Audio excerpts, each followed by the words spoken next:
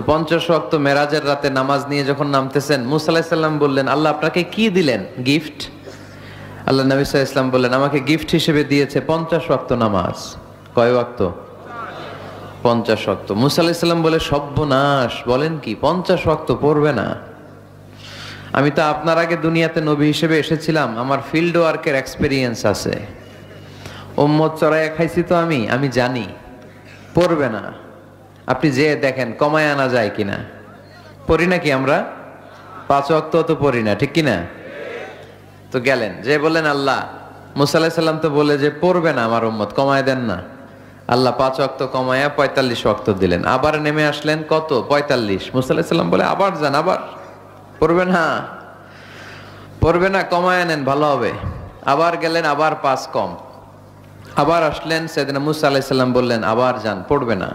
আবার গেলেন, 9 বারে